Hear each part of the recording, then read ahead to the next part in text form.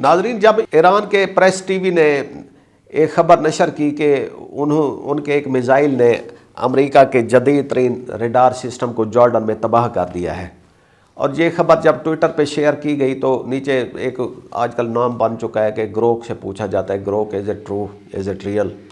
تو گروک نے کہا کہ no, it is not real, it is propaganda, it is one sided, it is unverified. اب یہی خبر 48 گھنٹے کے بعد جب بلومبرگ نے اور CNN نے یہ خبر نشر کی کہ جارڈن میں امریکہ کا ریڈار سسٹم تباہ کر دیا گیا ہے، تو اب گروک اس کو سچ مان رہا ہے۔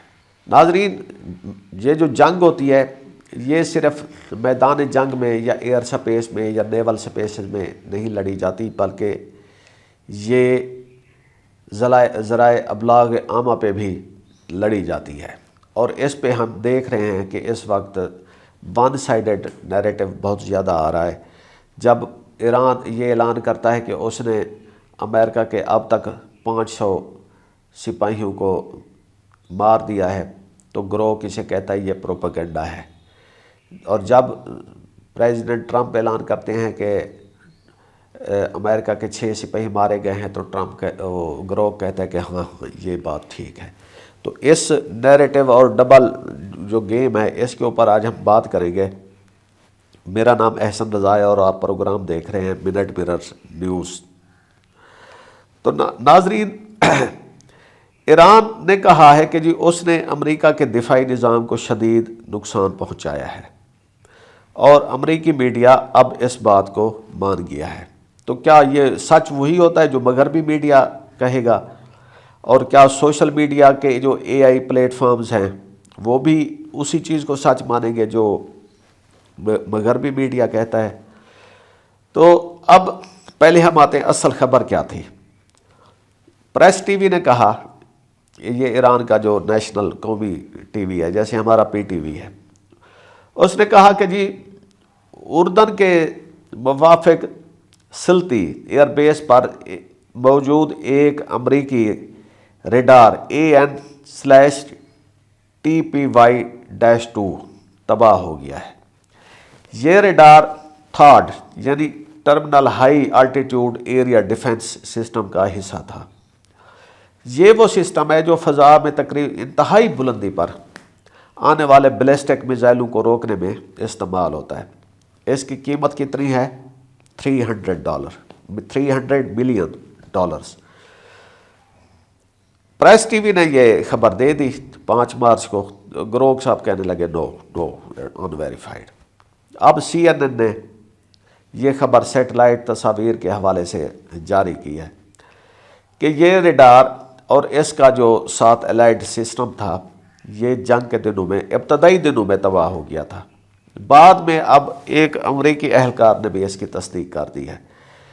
اب یعنی کہ صرف یہ ایرانی نیریٹو نہیں رہا، ایران کی اسٹیٹمنٹ نہیں رہی، بلکہ مغربی میڈیا بھی اس کی تصدیق کر رہا ہے۔ یہ نقصان ہے کیا، کتنا اہم ہے؟ دیکھیں، جو ڈیفنس انالسٹ ہیں وہ یہ کہہ رہے ہیں کہ اس تباہی کے بعد خلیج میں امریکی فضائی نگرانی میں ایک بہت بڑا گیپ آ گیا ہے۔